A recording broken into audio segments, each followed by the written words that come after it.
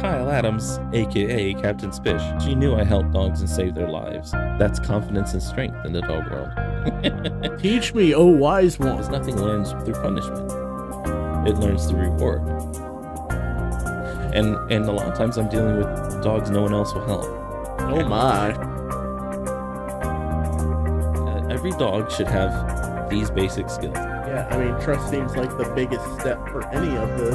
You defeat the energy. You pop that bubble of anxiety. We know you're scared. Here's what you do about your fear. That's true power in the dog world.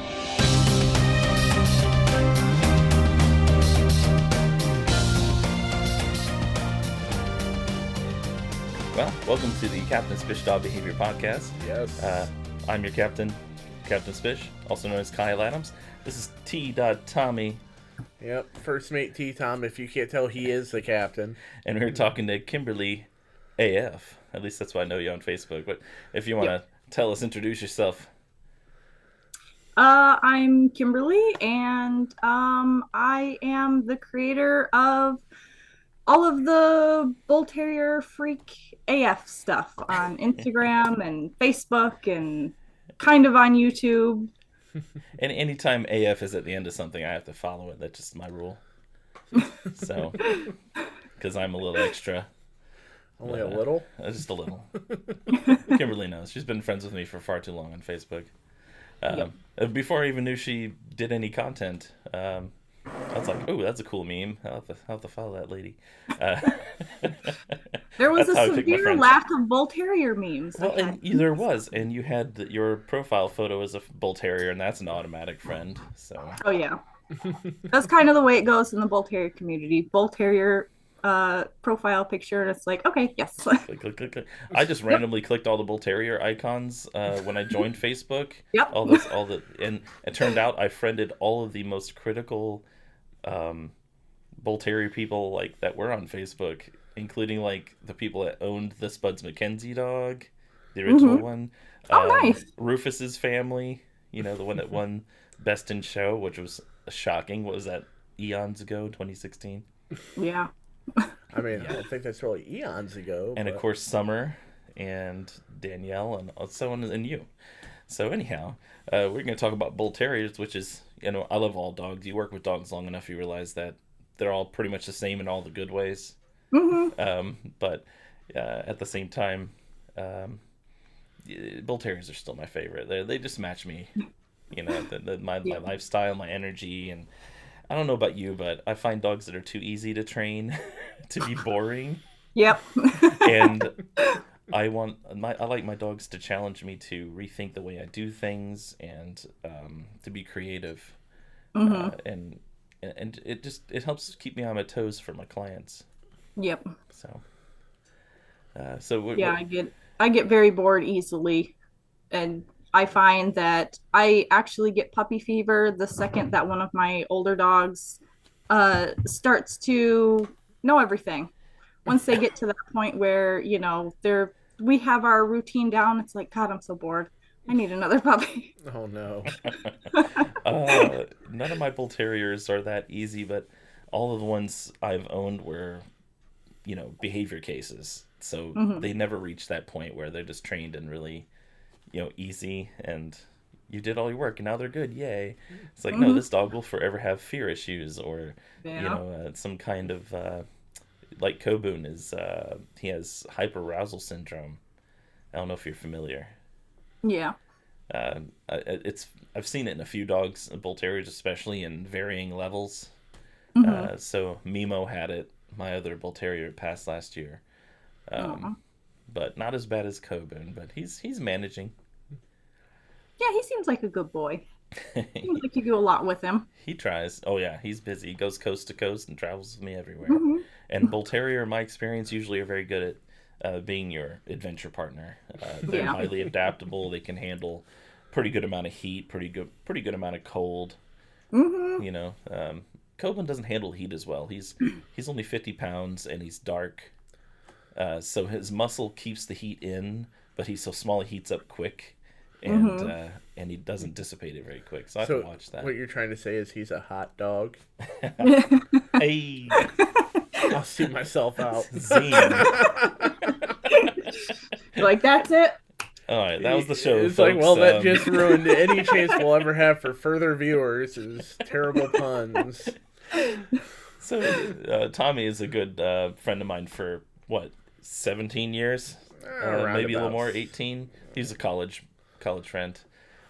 So we were fast buds, and he's been in all of my video projects, one way, shape, or form. That when I was at the College of International Broadcasting, International College of Broadcasting. Yeah, I don't know how to spend 18 years. It's that mouthful, like trying to say that whole degree and whatnot is like, yeah. Don't do should that. try and do an acronym for it someday. He knows the whole spiel. I'm like, I have an associate's degree in radio and television broadcasting. It's actually an associate's degree in the applied science of radio and television communications, and that's why I don't have any use for it. I use it every day. I say it, but I'm in customer service right now. I don't use it. So. In customer service, you use anything? Yeah, I use a computer with 2 monitors. I have a headphone so I could talk to people, and it lets me catch up on my reading. Well, that's always important. So, Kimberly, what's your background, or what would you like to share about yourself? Oh. Other than you're a grand meme lord. I don't know. I always kind of figured I was just a bit of an oddball. I never went to college. It's not necessary. I am. I was just gonna say you saved yourself money, is what it is. Yeah, kind of. My dad used to be like, "Oh, you should go to college for art." I'm like, I'm never gonna make enough money in art to, go to college for something like that. So when I was a teenager, I was like, I'll just bum around and do whatever. And I was always interested in photography, and I met a friend who worked for Fox as a cameraman, and he's like, you should look into photography. And I'm like, how am I going to use photography? And he was telling me about this was back before influencers and Instagram was a thing. And he's like, oh, you should get in contact with some of these smaller product companies online. Like they need photographers, and they need people to advertise for them. So I literally did the whole boomer thing where I literally just emailed all of these companies, and I was like, hey, do you need a photographer? What are you paying for your images? Because I'll charge less and I'll do more. And I literally that's literally how I got all of my jobs. Beat them bushes. Just by doing that. But this, like I said, this was back before Instagram. This was back before when people still had the little Nokia flip phones. People weren't back when you used to call it a camera phone, and now that's what comes with phones now. Yeah, it was, I was a person that had a decent camera, and I was so excited to be making $35 to $50 a month. And then I just built up and built up and built up to the point that I can do whatever I want in terms of photography now. So yeah, I started my business 16 years ago making $10 a week. Mm-hmm. And it's not like I want to earn just that small amount of money, but at the same time, it was 2008, 2007-ish, and the job market didn't exist, and I'd rather make next to nothing doing something I care about than just doing nothing. Yeah. Or being trapped in a fast food job or something like that. Mm-hmm. So, I was lucky enough to be able to start. And back then I had always wanted Bull Terriers. That was ever since the original Toy Story movie came out. I was in love with the neighbor dog that ate the toys. You like trouble, that's why. Yeah, I looked at that dog and I'm like, that's the one that I want. That is the one. I saw that dog and I knew Bull Terriers very well by that point, and it didn't look like a Bull Terrier to me. It didn't click to me. When someone's like, that was a Bull Terrier, it's she says that, and I'm playing the scenes in my head from that, putting the alien on his nose, and then, and I'm just like, I'm seeing a connection now. Well, back then, I know my Bull Terriers. I had no idea, dog breeds, because I think I was like 6 at the time. I didn't really know dog breeds until we moved next to a bookstore and they sold dog fancy magazines and they had dog fancy one. I'm like, oh my So, god, so wait. You're telling me you were 6 years old when the Toy Story movie first came out? around 6 or 7, yeah. Oof. Yeah. Right in my geriatrics. Yeah, I think. Let's see, Toy Story, that came out in 95. Yeah, so I was about 12. No, I was about 8, yeah. Yeah, So I was 12. I turned 13 when I was 96. I know because that was the year of my bar mitzvah. I was going to say, because I'm 36 now, and yeah, that was in 95. I was born in 87, so yeah, I was about 8 years old then. 87. Yep. Most of my cars have been older than you. So This is the part where I'm supposed to say probably most of your women too, but no. Everyone I've been interested in has been at least 3 years younger than me until Trish. Cradle Robber, got it. Sound like my ex-wife. Well, I don't say like that, but them young. she's only like a year older than me, so. Trish is 6 months, almost exactly older than me. Is someone clapping? Yeah, I heard that. Is that clapping, or is that It's one of your a Bull cat Terrier. trying to? It's Is one that of your the cat trying to lick the actually- light socket again? That's actually my ice maker.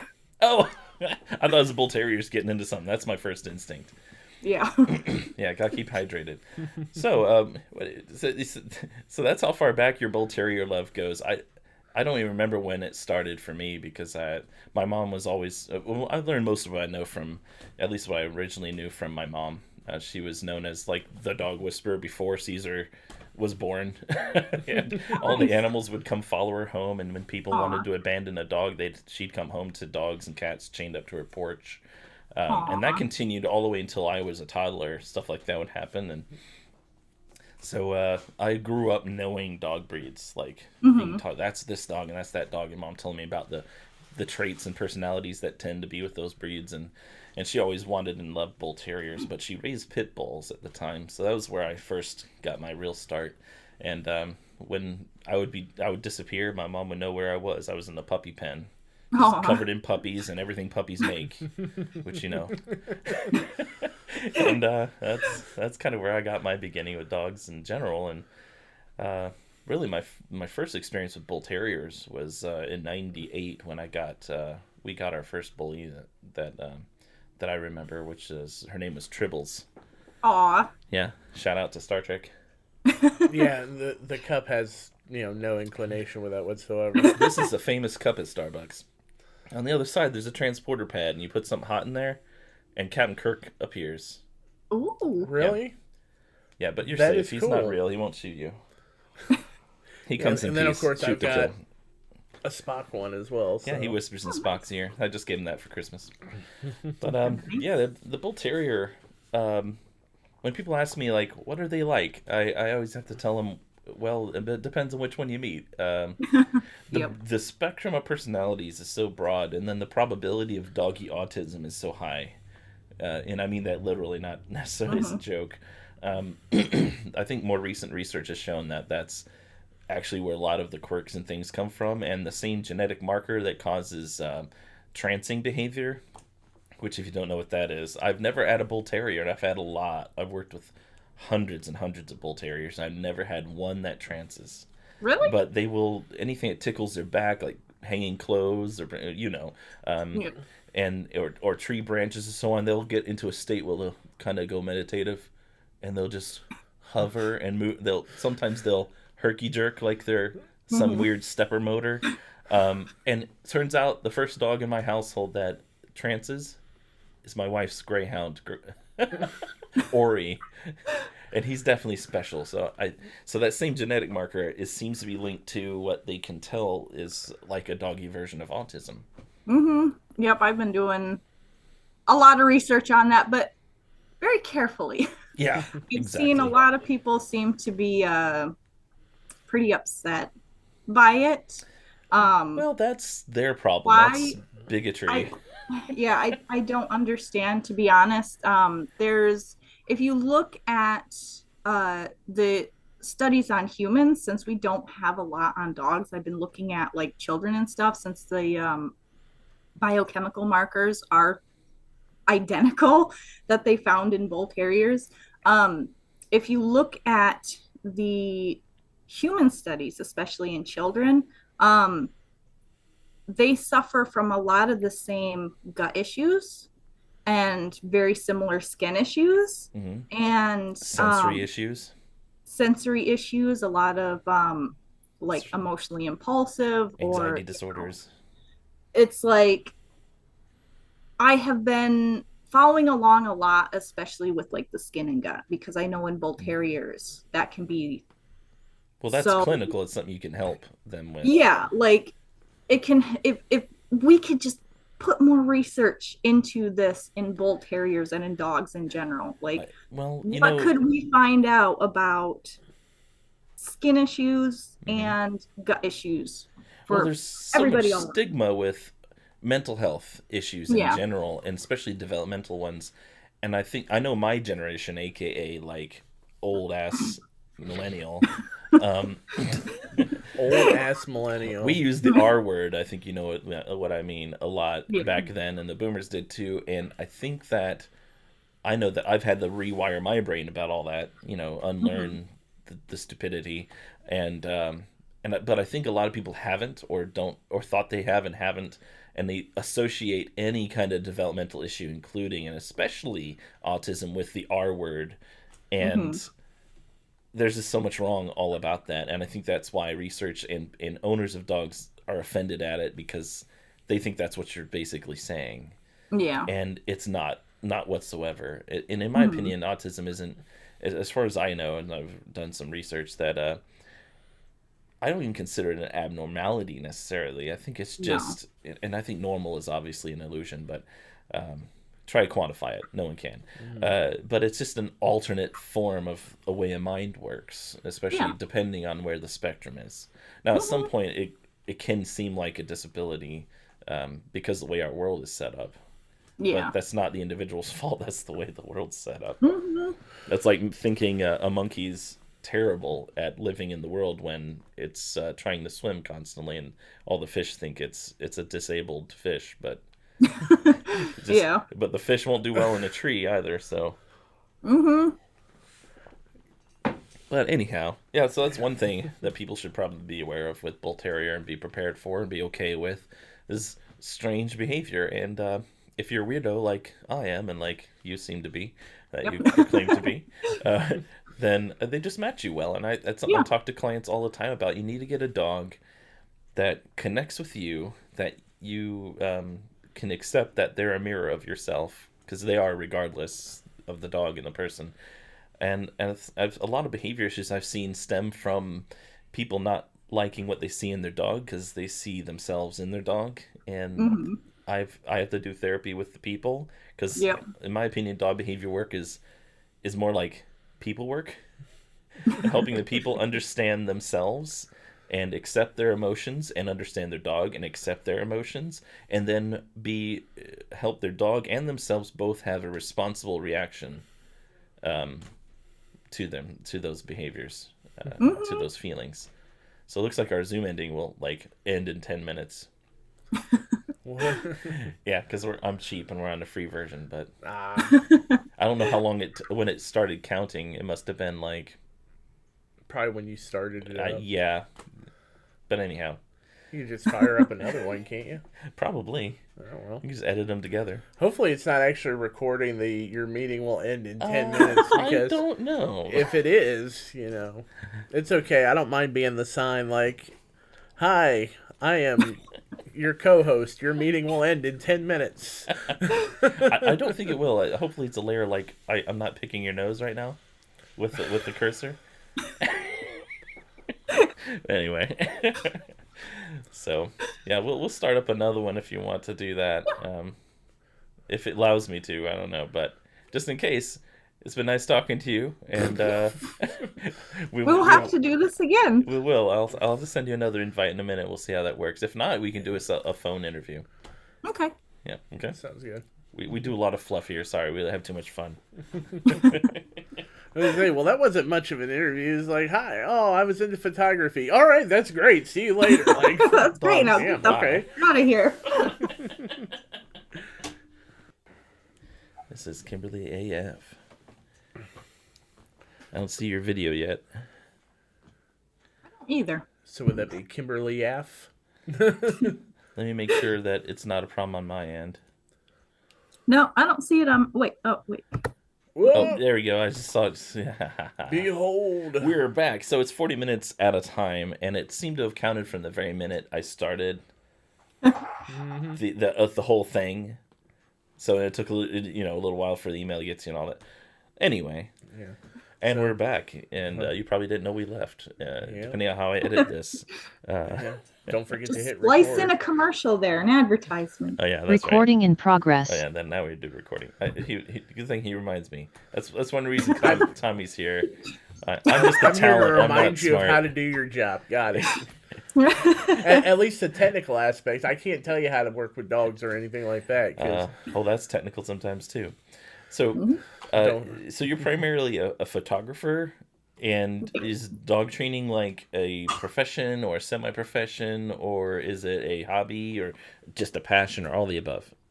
I kind of started being interested in dog behavior and dog training with my very first Bull Terrier. Mm-hmm. He ended up, I was 17, 18 when I got him. And he did not come from the best breeder. So that's like 5 years ago? A little longer than that. And he did not come from the best breeder, and he ended up having resource guarding. Mm-hmm. Well, he was big. I think he was close to 40 pounds at the 3-month-old range. Wow. He was a very big dog, and Tobin he was 52 right now. And he started having some very severe resource guarding. And at the time where I live, we're not very accessible to things. I don't think there was a single dog trainer in the entire upper portion that I could find in You Upper live in Michigan. the UP. Yeah. I didn't know that existed until I was like 25 years old. So I was just basically asking people online, and back then Caesar Milan was huge, and everybody was telling me to alpha roll him. I was roll my eyes. That was the advice I was getting, was to alpha roll him. Well, no shocker that he ended up getting worse. Mm-hmm. I did in fact try to alpha roll him. And it got to the point where he was, if it was in the winter time, and if somebody came in with snow on their boots, he would start guarding the snow and slush, the dirty snow, off of the boots that dripped on the floor. And if you even so much as walked in from the opposite end of the room, he would chase you down and nail you. Like, wow. Yeah. That it was intense. It was very, very intense. And when you try to, stop him or put a leash on him, he would just keep jumping at you. And it was like, I can't do this. And I gave him back to the breeders that I got him from. And I just did like a lot of soul searching, because after that, the same people that had told me to alpha roll him were like, well, this is your fault. Like, you're the reason that this happened. And it's like, I did what you guys told me to do. So I spent a couple years just really deep diving into dog behavior, and more especially like aggression, resource guarding, stuff like that. And it just I enjoyed it. Like, it became a passion project. It became, something that I just absolutely loved learning about. And I did consider going to school to become a dog behaviorist a couple years after that. Yeah, like a PhD veterinary one, or a certified one? Or... Back then, about the only resource was Animal Behavior College. Yeah. So, ABC? Yeah. Yep. Oh, that was their exactly. knowledge assessed. I thought my pun was bad. So, I had been talking with like a recruiter or someone like that over the phone, and Mm-hmm. she's like, well, we only believe positive only, we don't believe in tool use, we don't believe in like balance or corrections. And I'm like, I don't think I agree with that philosophy entirely. Yeah, yeah. And Well, so I was like, whatever. Not I have an opinion, and it may be controversial. I don't think training is behavior, and behavior isn't training. Even though mhm, technically, if you boil it down to what the word training means, yeah, they're the same. I mean, we're both trying to condition and create new behaviors or reactions. mhm, But to me, behavior is far more in depth. So yeah. to me, behavior is the foundation. You're trying to get a deep understanding of the reasoning a dog is doing what it's doing, like the instincts, the brain chemistry, and the Mhm, interaction, the way they view themselves, their psyche, the way they view you. Um, and so you have this foundation of creating a stable mind and a stable, mutual, respectful relationship mhm, where there's communication, and communication isn't preaching, it's listening and yeah. decoding and understanding, and then sending a message and it being listened to, decoded, understood, and or not understood, and then invite and so on. And when you have that foundation of a stable mind in you and a stable mind in the dog, and then a stable communication device and Mhm, method, then training is the house that's built on that. So to me, training is about creating a new physical action in the dog or adapting one that they already do. So like a function of the dog, like sit, stay, do all these yeah. other things. And the reason I have this opinion is that there's a difference between training and behavior, in that training doesn't fix behavior issues. Um, Yeah. because a lot of the client dogs I've worked with are some of the most highly trained dogs that I've ever met. Heavily trained, great sportsmen, rally champions, what is it called, agility, Mhm, and they have severe behavioral issues, fear, yeah. anxieties, biting, resource guarding. Um, so obviously the training didn't help with that. Now, Yeah. in my opinion, there's a little overlap, because as a behavior expert, when you create a stable mind and so on, when we correct or defeat an action, like slow it down and get the dog's attention, then we need to tell them what to do instead. So anytime you have to tell a dog no, you should tell it what a yes is. What should Yeah. you do? When I say don't do that, let's do this, even if it's totally unrelated. So they know Mhm, that you have answers, not just don't do that, but here's something you can do that'll make me happy. Here's something you'll do that will make you belong, that won't disrupt the stable mind state of the group yeah. and the people, and so you bring the energy to be more stable and calm Mhm, and so on. So to me, that it's more in depth to be a yeah. behavior expert or behavior worker, and then you lead into a little bit of training. And in my opinion, and I've told clients before too, when they call me and talking about needing behavior help, if someone tells you they're a behavior modification trainer, run for the hills, because I don't believe those exist. This I don't always agree with specialization in like medical field or behavior or anything like that, but in this case it is. And to me, a Yeah. trainer saying they can help you with a behavior issue is unethical and stepping on the toes of behavior experts. And just Mhm, as much as me saying that I will come and tell your dog I'll teach you how to teach your dog to come sit stay, that's just not my yeah. expertise. And that would be unethical for me to do that, just like if I give veterinary advice, Mhm, and I'm not a veterinarian. And I tell people that all the time. I can tell them, well, in my experience, or if, what I might do yeah. is, but talk to your vet, because I'm not a vet and I don't know for sure, Mhm, right?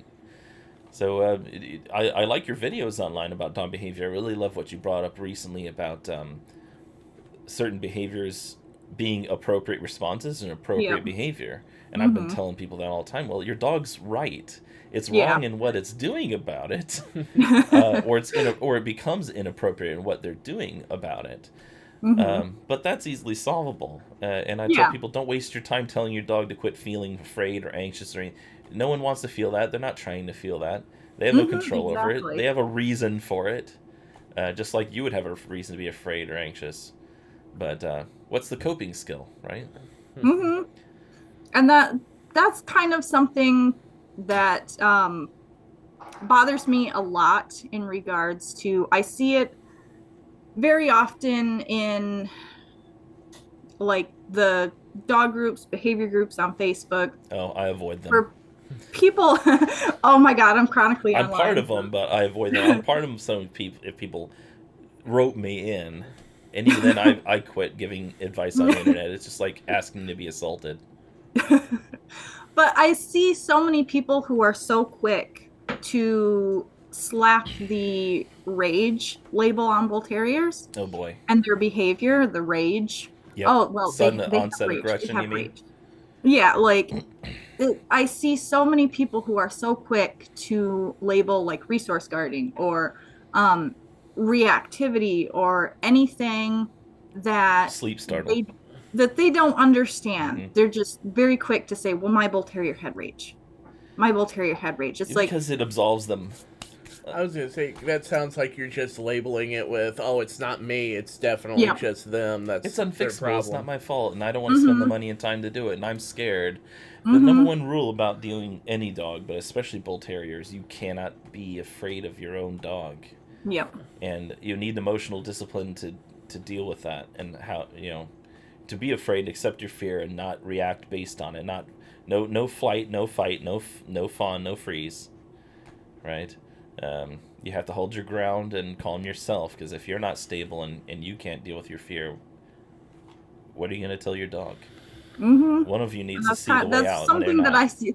That's something that I tend to tell a lot of people with bull terriers, especially the first couple of years, is they're not very good at emotional regulation. They're not very good at self-regulating their emotion, and that makes them very difficult when they're young, is because you're doing that for them, and That's what I tell you people. have to be stable in how you react no matter how much they frustrate you and you off. You have to bring the emotional regulation for both of you until you get good solid footing in what you're doing. And if you can't, you pop them in a crate, you walk away, you scream your head off, and then you go back and you That's try part of again. emotional regulation, is knowing when it's Mm-hmm. time to decompress, to Mm-hmm. give yourself a chance to decelerate. And that's Mm-hmm. actually the first thing when people ask me about bull terriers. The first thing I tell them is they come completely unpre-programmed.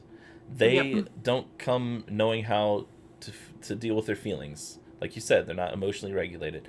They don't come pre-understanding to even look to you to listen. A lot of Mm-hmm. times, sometimes they do. Of course, this is general.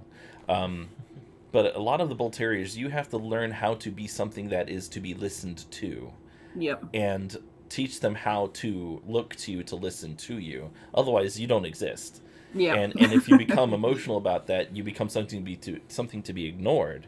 Mm-hmm. So I teach a lot of my clients how to not be something to be ignored, not to waste your words, not to waste your emotional energy, and to be like a rock in the ocean, and all the waves to strike upon you.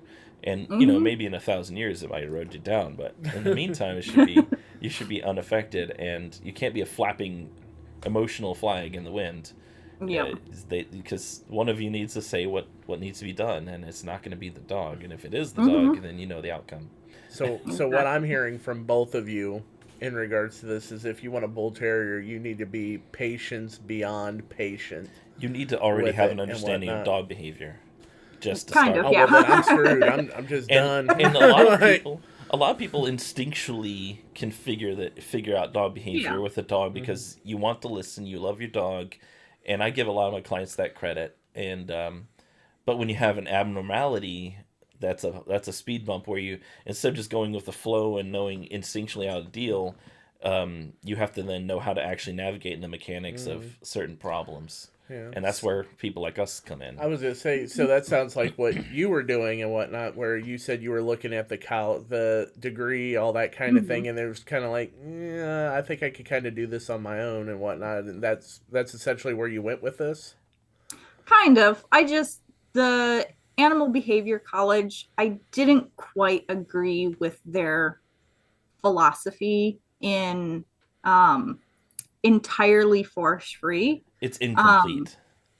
yeah, like you don't tell a dog no, you don't really prevent them from doing anything, you don't force anything upon them. And while that's awesome in theory, if you have a dog that all they need is just a little bit of pressure to be able to stay in a stable home with an owner that can take care of them, in my opinion, you're better off applying that negative pressure to some degree than just, pushing them along to somebody else. Yeah, Because, I explain it to people like a type of, it's like dance where you're in the lead, yeah, and the other person, you can teach them to dance, but still in the moment you need to give them cues and give yeah, them pushes and even support them when they fall, or lift them up to do mm-hmm, certain moves, and that's not force, that's not yeah, violence, but it requires a certain amount of assertion and mm-hmm, physical guidance, and to block them from going too far somewhere, and know when they're about to trip, and it's a partnership. it's yeah, it's not it's not force for the sake of force. It's force with the backing of calmness, the desire to understand, and the ready to be gentle. And so I tell clients that you have to push back, but only just enough to get what you want. And if they really mm-hmm, push back against that, then it's time for you to kind of just hold your ground, or even just back off. Like, because yeah, your message of what you are and who you are is far more important. And what I mm-hmm, am and who I am is guiding, gentle, and unrelenting, but not yeah, forceful, ignoring your cues, exactly. respecting them for as an individual and who they are, but knowing they're Mm-hmm, also a dog and they don't know what's really going on or what they're causing, and you're helping them be aware. And so there's that push pull yeah, that nothing's overriding anyone, and you're mm-hmm, not worried about who's dominant, who's in control, because that's a bunch of BS.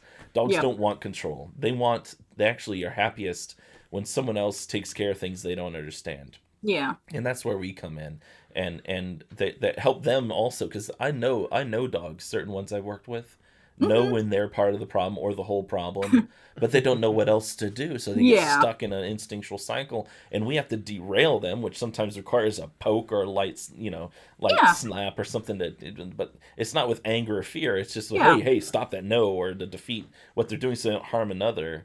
mm-hmm, But then it's immediate gentleness to guide. Hey, I know that just startled you what I just did, but it's for the sake of a message. So yeah, this is how you not make a threaten an individual that then makes them a threat back to you. Here's how you can end at least your part of the cycle where you're causing problems, right? exactly. And then they also see you, they're not the whole problem, that you, once you calm them down, go and deal with what triggered them. And I tell Mm-hmm, clients all the time, they need to see you not just deal with them, but then deal with what triggered them, so they know you yeah, understand the whole picture and that you stabilize the entire situation, and then you're just going to focus on them. exactly. Yeah. And a So lot of a lot of people think that corrections is just crank and yank. Just they think it's just crank and yank, and it's like you put in a lot of work before you know even apply a correction like that. Like a lot of dogs, for the most part, if you're working with them, you teach them what that means. It's not just, I'm slapping a prong on this dog and I'm just gonna crank and yank it and see what yeah, like no, that's it's not how it. nonverbal communication, and if you're doing what you just described, that's describing a weapon. Yeah, And anything could exactly. be a weapon: a Mm-hmm. harness, a flat collar, a Rolled up pat. newspaper. Well, yeah. Mm-hmm. And you know what a weapon is the attitude behind it and the lack of intent for communication. If it's Mm-hmm. just to force and physically force the dog to physically do what you ask without any intent to communicate to their Yep. brain, yeah. And I tell clients too, if you have to correct, like use a physical correction, either if it's a poke or a leash correction, that start gauging how much force you use and where your dog is. And the goal Yeah. is to either meet and defeat their intensity, or if they're so intense, you have to divide your correction into multiples instead of one big one that'll be too forceful, like a big, huge yank because they're so forceful on you. You can divide it into Mm-hmm. three littler ones. It's the same thing. Yeah. It defeats the energy. Mm-hmm. And if you're not sure how much to correct, so if they're at a 10 and you don't want to be at a 10, try inviting them down. So undercorrecting usually will solve more problems than it Mm-hmm. won't. And if you undercorrect, and it doesn't get the effect, increase it a little bit. Yeah. But if you overcorrect, that causes more problems than undercorrecting ever will not solve. So just whatever intensity you think you need to be, dial it down a little bit and start there. And a lot of times they'll invite the dog down because that's your goal, is to communicate. Calm down, slow down, or listen to me. Not, you're gonna do what I say. Yeah. Big difference, but it can sound like and seem different. Just like discipline and punishment is not synonymous. They're completely different things. To me, punishment is, I'm emotionally unstable and upset. You did something that made me mad. I'm going to hurt you back. It's retaliation. Yep. There's no communication. There's no intent to communicate. There's no message except for I'm crazy and mad. Yeah. Exactly. Discipline is, that's not good for you or me. I don't like you destroying what you destroyed, or that's not good. How do I communicate to you what you should be doing instead, what you should chew on instead, or how your response to this visitor should be, and how do I get that across to you? And then that's what I do. I mean, and even if it includes a poke or a push or a yank, it's with the intent of snap out of it, don't do that, look to me, so I can give you an answer, so we can know what to do in this situation, right? Yeah, exactly. And that's not negative reinforcement. The people don't even understand. They associate emotionally negative or emotionally positive with negative reinforcement or positive reinforcement. And just because it may give you an emotional negative feeling to correct a dog, or you or see someone do it, correct a dog, doesn't mean it's negative reinforcement. And that's a whole, I'm going to make a whole video on positive and negative reinforcement. And I say it in every single, it's kind of a joke now to me anyway. I say it in every single episode. Brains, people, animals, they don't learn through punishment. They learn only through reward. Yeah. So I always say that if police were running around giving people cash for going the speed limit, do you know how many fewer speeders there would be? Because that works. That would teach. Yeah. But instead of, we'll punish you, people are like, oh, well, I'll just pay this off and I'll keep speeding. Because the reward is the speeding. Right? The fun of it, or the getting around quick, or the aggression of it, depends on how much of a jerk you are. So, yeah, I agree with you. I looked into animal behavior college, too, because so many people in this field, or people looking for people like me, are looking for certifications, and that's totally fine. It's good. What certifications do is give you an idea of the person's foundation, like education, but it doesn't guarantee who that person is or what they know.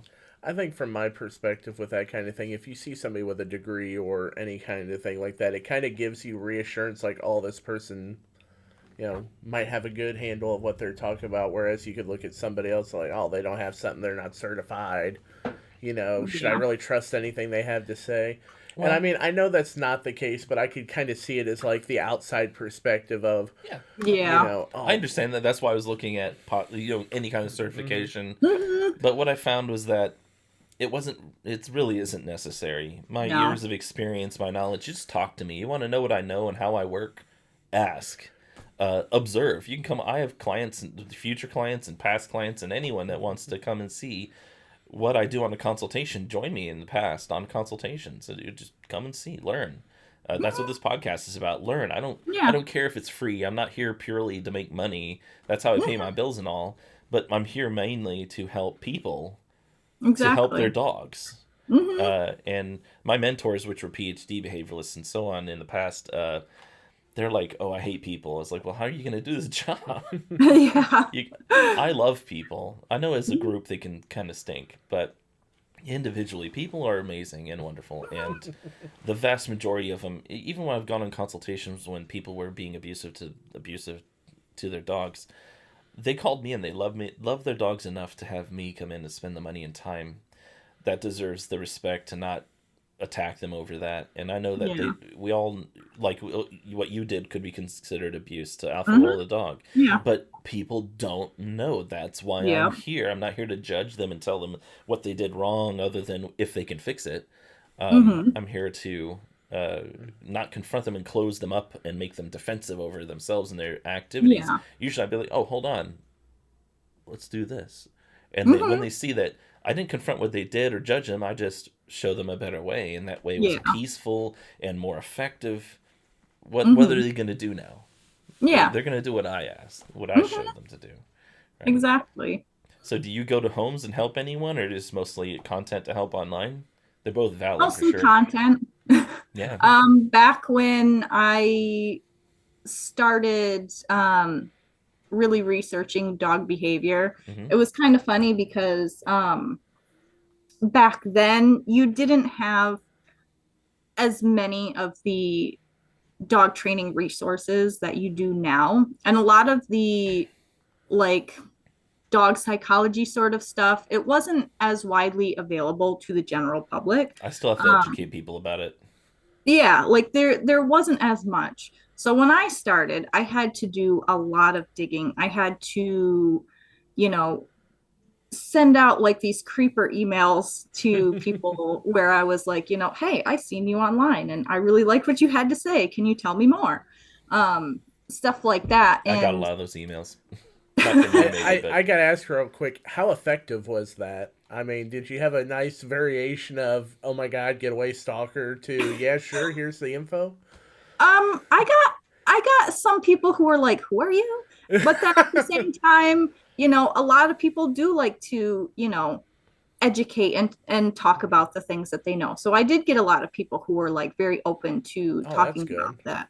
And because this information wasn't the norm and it wasn't as widely, talked about as it is now and passed around, a lot of the stuff that I told people was actually met with a lot of anger and hate when I would Oh, talk about it online. And there was a lot of people who um, used to tell me that I was an idiot.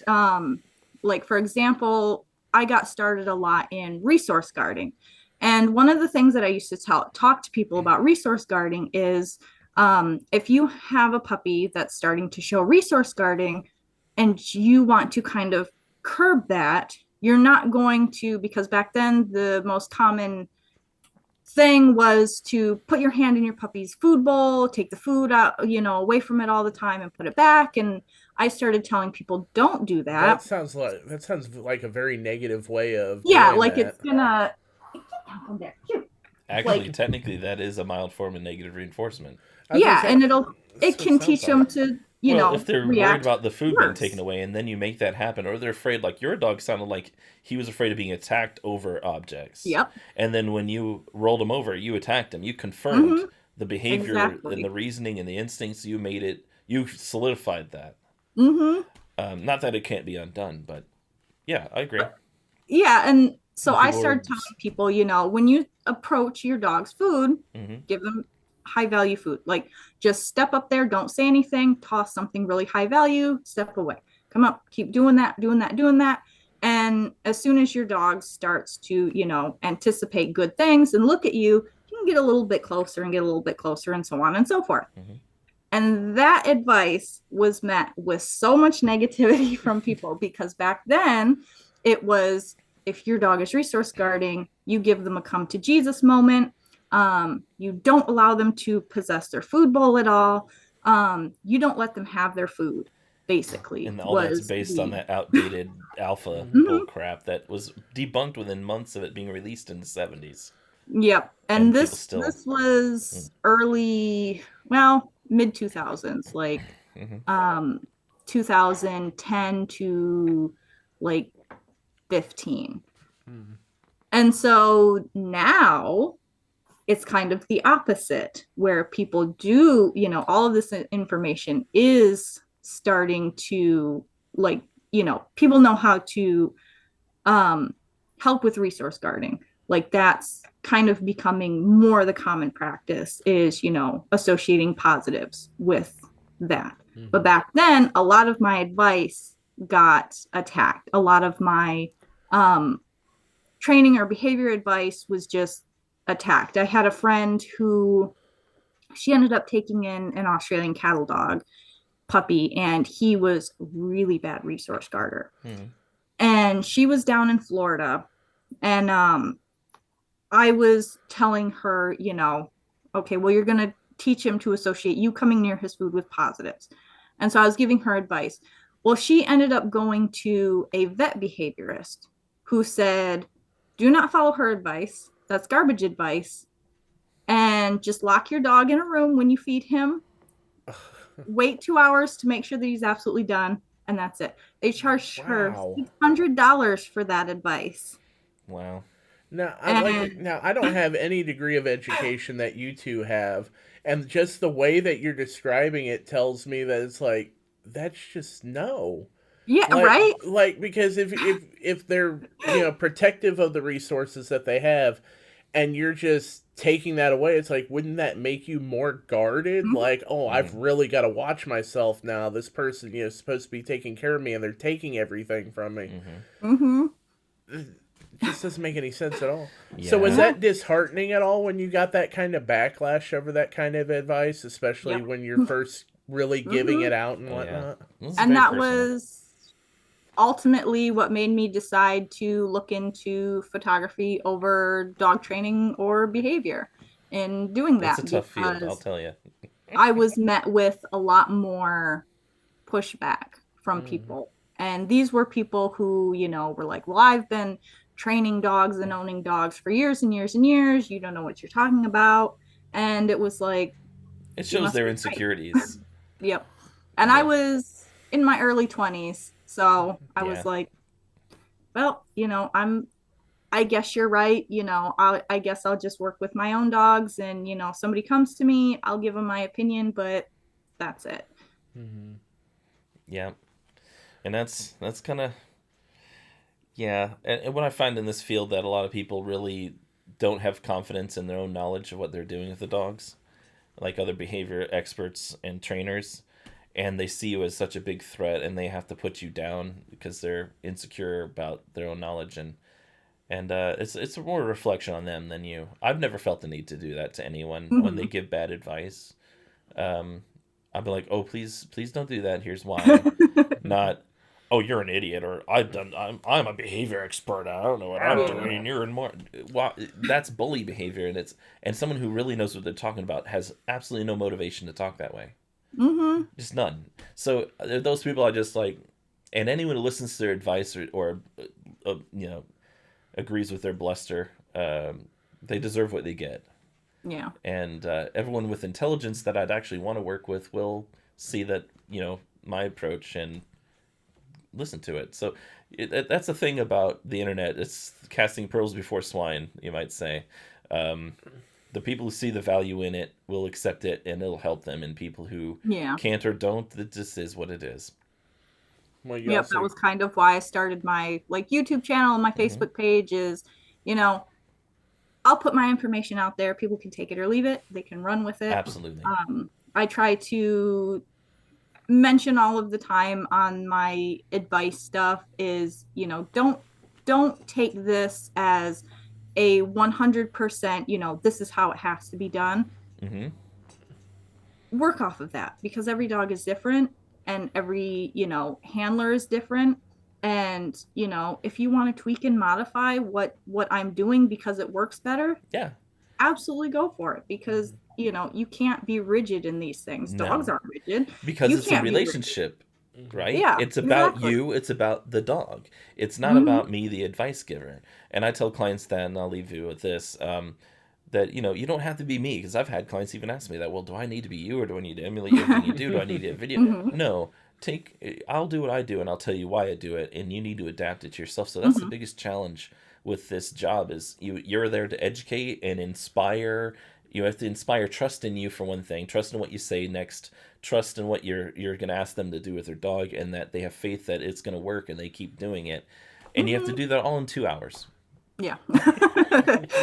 And so your approach and the condensation of your knowledge and everything else without overly condensing or blowing too big, you have to really adapt it to that person and give them confidence that here's how, now you know how to think, now you know what you're seeing, now you know how to think, now you know how to approach it. And because I've had people like, man, can you just come and live with me for a while? And I tell them you wouldn't be able to afford the grocery bill, let alone the hourly bill, and you don't need that. I don't need to hold your hand. Hopefully if I do my job right here, that you get all this, and now because Tommy, the reason Tommy already recognized that what you said was bad advice that you heard, was because he spent hours sitting in this chair listening to me. At least I'd hope that's part of it. And Tommy has good logic in general. To me, it was just the whole logic standpoint. It's like if they're guarding what they think is being taken and you take it away, it would be the same thing with a kid, you know? If you're taking something of theirs all the time and they're wanting to guard it. Yeah, I mean... Yeah, that's how I always try to explain to people. It's like, if you're trying to sit down and eat dinner at the end of the day, and you have somebody coming up and just being like, oh, you can't eat it, and putting their hands all over, you're going to probably, you know... I will bite you. Yeah, exactly. Say, that person's going to lose their hand because I got to eat. And exactly. And that's the thing. So the first thing I teach and the last thing I teach at every consultation, basically, or totally or completely, is respect. And what is respect is seeing things from other people's perspective and not worrying about whether you condone or disagree or condone or reinforce or win or lose about their attitude, except that that's what it is. And what's the best way to convey a better message? And using that respect, that knowledge. And if you, whatever you want from your dog, you have to give it to them first. You want them to listen? How about you listen? You want them to obey? How about you be stable and be predictable?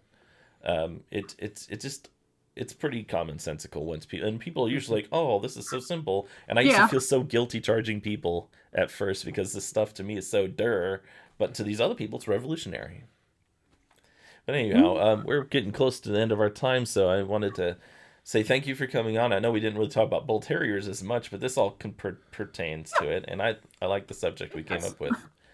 So maybe we can come back and do this another time. Oh, no, absolutely. I mean, yeah, I would love to do that. I'll be a little more prepared with some more questions myself. What's the first time we've done this? Well, that and this was kind of last minute. Like, oh, hey, by the way, we're going to do the interview today because everything's working. Like, awesome. No time to prepare. Let's just dive into this. Well, we switched to Zoom from Riverside because I couldn't get Riverside to acknowledge my mic, but this works perfect. Hey, whatever. Well, like I said, I'm like, you know, if you guys ever want to do anything like this again, that I'm pretty much always open. Like I said, I pretty much just work from home, so I have generally all of my days free. It's very, very rare that I'm like, oh, I can't do it that day. Usually there's a vet appointment or something, but otherwise, you know, I'm pretty flexible with everything. Excellent. So like if you guys set up something and just be like, hey, you want to do it today? I'm probably like, yeah, sure, that's fine. We'll just fly her down, get a third chair set up here. Is the big challenge. Like that works. Well, this has been the Captain Spish Dog Behavior Podcast with Captain Spish, Kimberly, with Bull Terrier Freak AF. Yeah, okay, so real quick, the AF, is it really Kimberly as fuck? It's actually my middle and last initial. Wow. I am so sorry. No. I told her though online, I was like, I read this as Kimberly as F. That's what I wanted to ask, like, I gotta ask. That's honestly why I kept it, because I thought it was hilarious. I used to get tagged all the time when people would put as fucking groups randomly by people. They would accidentally tag me with that all the time. But you know what? If like, that helps spread your advice, that's like perfect. Like hashtag AF, Like... We'll make sure that we put a link to, like, you'll have to send me links you want me to put in the description on YouTube, because we're just starting out. We have almost no subscribers, and you're doing really well, so hopefully you'll help us. And I'd like to help you, too. Some people, my listeners, that don't know about you. Well, I mean, for the people just listening and whatnot, do you have a site or Facebook? Probably YouTube, my Facebook page would be my most active. All right. And what would that be? Bull Terrier Freak AF on Facebook, Yep. I have it on my on my Facebook business page too. Awesome. So the link's up there when I was telling people we're gonna do this. So, well, we'll talk to you next time. Thanks for joining us, Kimberly. And thank you for having me on. I had a lot of fun. All right. Excellent. It's been fun. Take care. Bye.